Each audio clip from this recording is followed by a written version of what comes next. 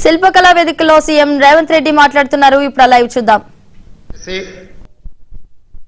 ఈ కార్యక్రమానికి నాతో పాటు ఉప ముఖ్యమంత్రి వర్యులు మిత్రులు బట్టి విక్రమార్క గారిని, సహచర మంత్రివర్గ సభ్యులు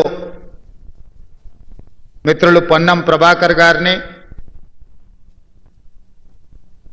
ప్రభుత్వ విప్ చీఫ్ విప్ పట్నం మహేందర్ రెడ్డి గారిని,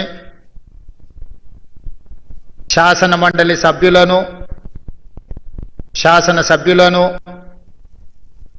వివిధ కార్పొరేషన్ల చైర్మన్లను, తెలంగాణ రాష్ట్ర డీజీపీ శ్రీ శివధర్ రెడ్డి గారిని, ఈరోజు నియామక పత్రాలు అందించబోతున్న వివిధ శాఖలకు సంబంధించిన ప్రభుత్వ ఉన్నతాధికారులను, రాబోయే 35 సంవత్సరాలు తెలంగాణ పునర్నిర్మాణంలో భాగస్వాములు కాబోతున్న 783 మంది అధికారులు కాబోతున్న మిమ్మల్ని, మీ తల్లిదండ్రులను, మీ కుటుంబ సభ్యులను ఈ దీపావళి పండుగ సందర్భంగా మీ అందరి కుటుంబాలలో, మీ తల్లిదండ్రుల కళ్ళల్లో 48 గంటల ముందే ఒక వెలుగులు వెలిగి మీ కుటుంబాలలో సంతోషాన్ని ఈరోజు శిల్పకళా వేదికగా తెలంగాణ రాష్ట్ర ప్రభుత్వం ఏర్పాటు చేసింది. మనస్ఫూర్తిగా తెలంగాణ ఉద్యమంలో భాగస్వాములై ఆనాడు ఉస్మానియా కాకతీయ యూనివర్సిటీలలోనే కాకుండా తెలంగాణ జిల్లాలలో ఉన్న కళాశాలలు, యూనివర్సిటీలలో అలుపెరగని తెలంగాణ పోరాటం చేసి ఈ తోటి విద్యార్థులైన శ్రీకాంతాచారి, వేణుగోపాల్ రెడ్డి, ఈశాన్ రెడ్డి, యాదయ్య లాంటి తెలంగాణ యువ విద్యార్థులు తమ జీవితాలను ధారబోసి ఆత్మ బలిదానాలు చేసుకొని తెలంగాణ రాష్ట్రాన్ని సాధించింది. ఒక శ్రీకాంతాచారి, ఒక యాదయ్య, ఒక కానిస్టేబుల్ కిష్టయ్య కన్న కలలు మా ప్రాణాలు పోయినా పర్వాలేదు, మా కుటుంబాలు అనాథలైనా పర్వాలేదు, ఈ తెలంగాణ రాష్ట్రంలో లక్షలాది మంది నిరుద్యోగుల యువకుల యొక్క కలలు పండాలి, ఈ తెలంగాణ రాష్ట్రం సస్యశ్యామలం కావాలి అని వాళ్ళు ఆత్మ బలిదానాలు చేసుకొని తెలంగాణ రాష్ట్రాన్ని సాధించారు. ఆనాటి రాజకీయ పార్టీల నాయకులు నీళ్లు, నిధులు, నియామకాలు అనే నినాదంతో తెలంగాణ ప్రజల యొక్క బలమైన ఆకాంక్ష 60 సంవత్సరాల సుదీర్ఘ పోరాటాన్ని రాజకీయ ఆయుధంగా మార్చుకొని వచ్చిన తెలంగాణలో 10 సంవత్సరాలు అధికారాన్ని చెలాయించి నిరుద్యోగ సమస్యను పరిష్కరించలేరు. వాళ్ళ కుటుంబ సభ్యులు, వాళ్ళ బంధువర్గము ఆగర్భ శ్రీమంతులు ఎలా కావాలి, నిజాం నవాబుతో పోటీ పడే ప్రపంచంలోనే ఈనాటి భాషలో పోల్చాలంటే అదానీ అంబానీలతో పోటీపడి అల్లుడిని అంబానీ చేయాలి, బిడ్డను బిర్లాను చేయాలి అనే కలలు కంటూ 10 సంవత్సరాలు పరిపాలన కొనసాగించింది.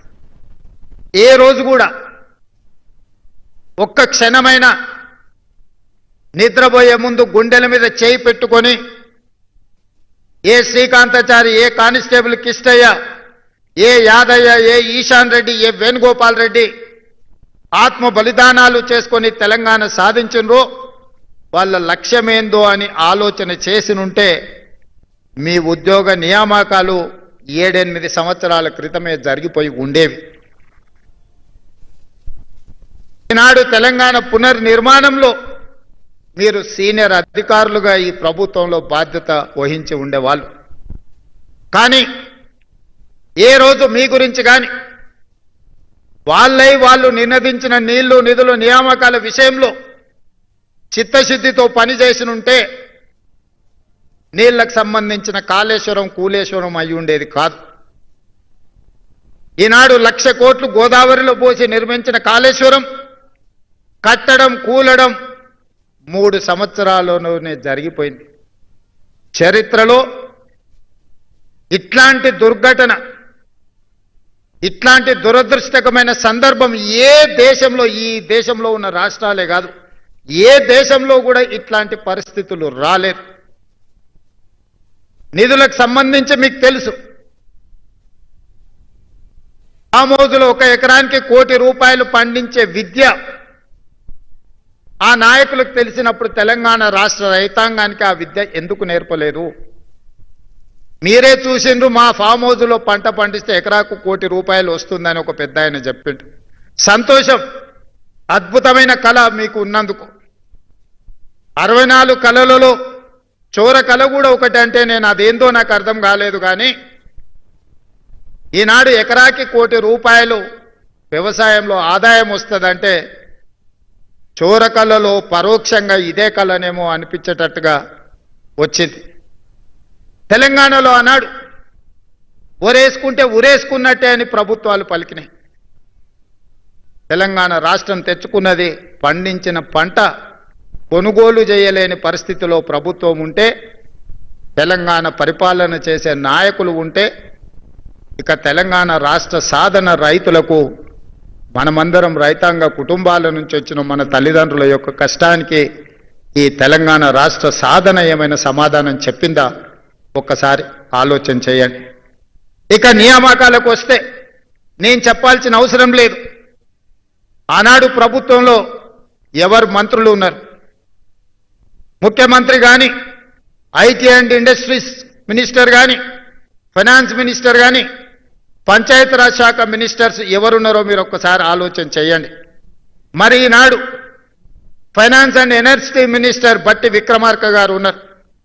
ఈనాడు స్పీకర్గా గడ్డం ప్రసాద్ కుమార్ గారు ఉన్నారు. ఈనాడు కార్మిక శాఖ మైనింగ్ డిపార్ట్మెంట్లో వివేక్ వెంకటస్వామి గారు ఈరోజు మంత్రిగా ఉన్నారు. మెడికల్ అండ్ హెల్త్ మినిస్టర్గా దామోదర్ రాజనరసింహ గారు ఉన్నారు. ఆనాడు వాళ్ళుంటే ఈనాడు చదువుకున్న గ్రామీణ ప్రాంతాలలో దళిత వాడల్లో పెరిగిన బట్టి విక్రమార్క గారు, దామోదర్ రాజనరసింహ గారు, అడ్లూరి లక్ష్మణ్ గారు, వివేక్ వెంకటస్వామి గారు, గడ్డం ప్రసాద్ కుమార్ గారు, ఒక సీతక్క, ఒక కొండా సురేఖ ఈనాడు ప్రభుత్వంలో భాగస్వాములై ఒక విద్యార్థి నాయకుడిగా రాణించిన పొన్నం ప్రభాకర్ గారు ఈరోజు మంత్రిగా తెలంగాణ రాష్ట్ర సాధనలో పార్లమెంట్లో కొట్లాడిన పొన్నం ప్రభాకర్ గారు ఈనాడు ఈ ప్రభుత్వంలో ఉన్నారు.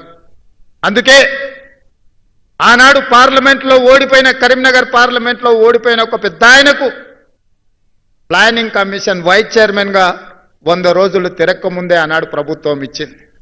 నిజామాబాద్ పార్లమెంట్లో ఓడిపోయిన కుటుంబ సభ్యులకు తక్షణమే ఎమ్మెల్సీ పదవిచ్చి వాళ్ళ కుటుంబంలో ఉన్న అన్ని ఖాళీలను భర్తీ చేసుకున్నారు.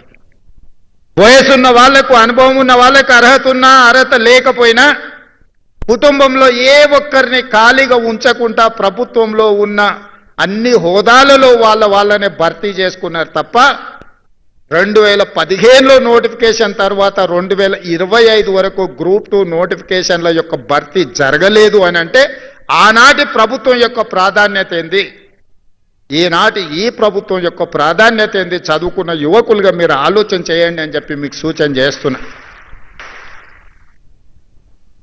ఉమ్మడి రాష్ట్రంలో సమైక్య పాలనలో 2011లో గ్రూప్ 1 నోటిఫికేషన్ ఇస్తే మళ్ళీ 2025 20 రోజుల క్రితం 562 మంది గ్రూప్ 1 అధికారులను నేను, మా మిత్రులు బట్టి విక్రమార్క గారు నియామక పత్రాలు ఇచ్చే వరకు 15 సంవత్సరాలు గ్రూప్ 1 ఉద్యోగ నియామకాలు జరగలేదు అని అంటే ఇంతకంటే దుర్మార్గమైన పరిస్థితులు ఎక్కడైనా ఉంటాయా? మీరు ఒక్కసారి ఆలోచన చేయండి. 22, 23 సంవత్సరాల వయసులో తండాల నుంచి, గూడాల నుంచి, మారుమూల పల్లెల్లో నుంచి ఒక బలమైన ఆకాంక్షను తీసుకొని మీ తల్లిదండ్రులు ఉపాధి హామీ కూలీ చేసి రూపాయి కూడబెట్టి హైదరాబాద్కు పంపించి అశోక్ నగర్ చౌరస్తాల్లో, దిల్సుఖ్ నగర్ చౌరస్తాల్లో, అమీర్పేట్ చౌరస్తాల్లో కోచింగ్ సెంటర్లలో మిమ్మల్ని చేర్పించి గ్రూప్